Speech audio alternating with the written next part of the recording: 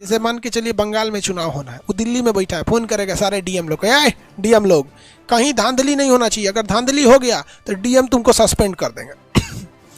ये इनका इतना पावर होता है कि जिस एरिया में चुनाव हो रहा है उस एरिया का हर एक डिपार्टमेंट को ये आदेश दे सकते हैं, चाहे वो पुलिस डिपार्टमेंट हो, टीचिंग डिपार्टमेंट हो, किसी को भी आदेश दे सकते हैं और डिप्यूट करके भेज सकते हैं। कोई टीचर है उसको कह देंगे इसको छुट्टी दीजिए, राज्य सरकार से कहेंगे, ममता बनर्जी की सरकार है ना, ममता कहेंगे टीचर है छुट्टी दीजिए, इसको भेज दीजिए, सियाही पोतेगा जाके, वहाँ लगा रहे सियाही लगाओ, वहाँ सियाही लगाना पड़ेगा आपको, जाके कहीं से कहीं भेज देगा। किसी को सस्पेंड कर सकता है, किसी का ट्रांसफ़र कर देता है। इसलिए चुनाव से 2 महीना पहले पूरा तरह से कमांड कौन ले लेता है? चुनाव आयोग कमांड ले लेती है, और जितने डीएम एसपी ये थे इनका ट्रांसफ़र अपनी इच्छा सुन कर देती है। जैसे मान लीजिए कोई पटना का है, उठा के भेज देगा भागलपुर, कोई कहीं का, मतलब खरमंडल मचा के रख देता है यहाँ पर। पुलिस डिपार्टमेंट, हर चीज़, मुख्यमंत्री, राज्यपाल किसी काम के नहीं रह जाते हैं। जब आचार संहिता लग जाती है तो सारा का सारा पावर कौन ले लेता है? ये चुनाव आयोग ले लेती है। और इस दौरान कोई नेता चों चाय नहीं करता है, क्योंकि नेताओं के पास से पावर खत्म, और उस समय पुलिस का डंडा दिखता है। हमारे यहाँ, हमारे हिसाब से लगता है तो हिंदुस्तान में नेता बनने का एक ही काम है, विकास भाड़ में गया, सोच रहा थाना मैनेज करो, कौन मार किया थाना में फ़ोन कर दो। उनके ऊपर इतना प्रेशर रहता है कि बेचारे काम नहीं कर पाते। और हमें और आपको लगता है कि पुलिस वाले मतलब क्या है, मतलब बिगड़ गए। उनको पता है यार पैसा लेके छोड़ो, नहीं तो नेताजी का फ़ोन आएगा। तो अब आप बताइए आप क्या कर सकते हैं? मजबूर कर दिया गया उन लोग को। तनी ये नेता लोग जज साहब को तनी फ़ोन करे तो सोचा जेल में डाल देगा जज, तुरंत भाग, तुरंत डाल देगा जेल में, लेकिन ये तुरंत थाना में फ़ोन कर देते हैं। तो इनके पास बहुत सारा पावर होता है। यूपी में जब चुनाव था ना, यूपी में जब चुनाव था तो मायावती जी ने कुछ ऐसा वर्ड बोल दिया था जिससे कि वो अपनी जाति के लोगों को अपनी ओर खींच सके, मतलब कुछ ऐसे वर्ड का इस्तेमाल कर दिया था। तो चुनाव आयोग ने कहा था कि आप 3 दिन तक प्रचार नहीं कर सकते।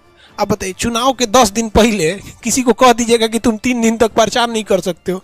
बेचारी मायावती जी का 20 जगह जो था, 20-22 जगह पे क्या हुआ, प्रोग्राम कैंसिल हो गया। इन लोग का तो पहले से प्रोग्राम रहता है, आज यहाँ 2 बजे, यहाँ 3 बजे, यहाँ 1 महीना पहले से प्लान इन लोग का फिक्स रहता है, अचानक नहीं बनता है। यहाँ कह दिया 3 दिन तक आप कोई प्रचार नहीं कर सकती हैं। मजाल इनका जो प्रचार कर दे, अगर ये गलती से भी प्रचार कर देती ना तो इनका पर्चा रद्द कर देता कि भाई तू ये बारी चुनाव नहीं लड़ेगी, चुप चुनाव आयोग बोल दिया। एक और एग्जाम्पल, योगी आदित्यनाथ अपने बयान से काफ़ी कंट्रोवर्सी में रहते हैं। उन्होंने कुछ बयान दिया था, अब क्या बयान दिया था हमको याद नहीं, हमको मेन आपको पढ़ाना था इसलिए हम बता रहे हैं। तो उनके किसी बात पे विवाद हो गया था, अब क्या बयान था कौन जानता है। चुनाव आयोग के पास शिकायत गई कि भाई इनको ऐसा बयान नहीं देना चाहिए। चुनाव आयोग ने कहा हाँ ऐसा बयान नहीं देना। उनको कह दिया आप भी 2 दिन चुनाव नहीं लड़ सकते। उनका कोई मैटर था 2 दिन।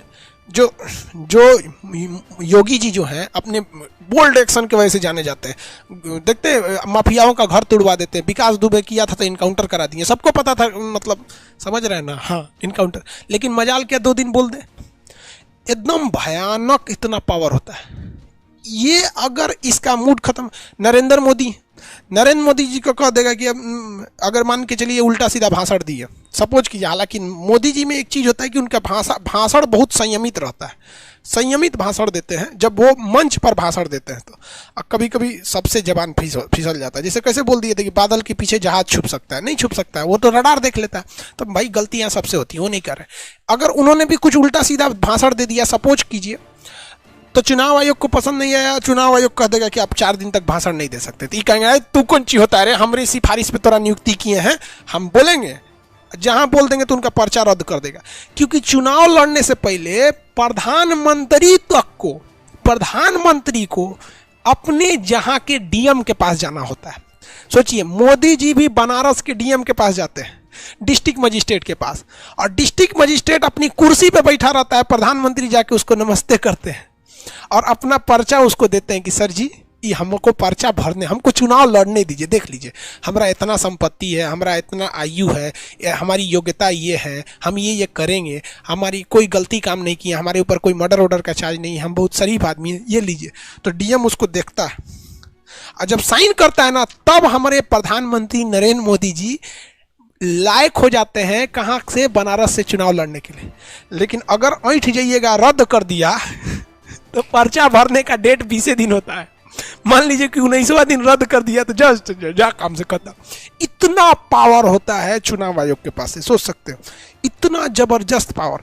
तो आप भी पढ़ाई लिखाई कीजिए, पोस्ट पे बनिए। सोचिए एक डीएम जब होता है अपनी कुर्सी पे बैठा रहता है, उसके सामने प्रधानमंत्री 5 मिनट तक खड़े रहते हैं, कोई बॉडीगार्ड उडीगार्ड नहीं, डीएम के ऑफिस में बड़का एनर्जी कमांडो सब बाहर चल, सब कमांडो तमांडो बाहर। वहाँ कौन बैठा है?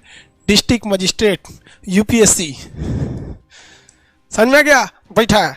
और वहाँ पे कोई मोदी जी का कोई गार्ड नहीं, वहाँ खुद बैठा है डिस्ट्रिक्ट मजिस्ट्रेट और जिला के मालिक के पास आए। लोग कहते हैं कि पढ़ के कोई राजा बनोगे। अरे तू नहीं, तुमको ही राजा से कम लग रहा है, मतलब हद है यार। अब राजा से कम लग रहा है कि प्रधानमंत्री 5 मिनट खड़े रहते हैं और फाइल पढ़ रहा होता है, यहाँ पे फाइल करके साइन कर दे देता है। हाँ, वो अलग बात है कि भैया प्रधानमंत्री की इज्जत तो सब लोग करते हैं, लेकिन बात यहाँ ये ईगो की नहीं है, बात ईगो की नहीं है, बात समझिएगा। आप में से कुछ लोग कहेंगे घमंड, ईगो की नहीं है। ईगो तो दिमाग से निकालिएगा, वरना डीएम तो किस डेगची का मसाला है यार। ईगो ने तो रावण को नाश कर दिया, रावण को नाश कर दिया था ईगो ने, वरना रावण के पास बताइए ना कमी किस चीज की थी? केवल घमंड ज्यादा था, बहुत ज्यादा घमंड था, हम सब कुछ कर सकते, दिक्कत हो गया, चलो छोड़ो यहाँ पे। तो ये पावर होता है डीएम के पास। तो चुनाव आयोग का सोचिए, आपको लग रहा होगा यहाँ पर कि भैया चुनाव आयोग जो है ये क्या कर लेगा, 3 गो आदमी हैं, यहाँ ये है, यहाँ ये है।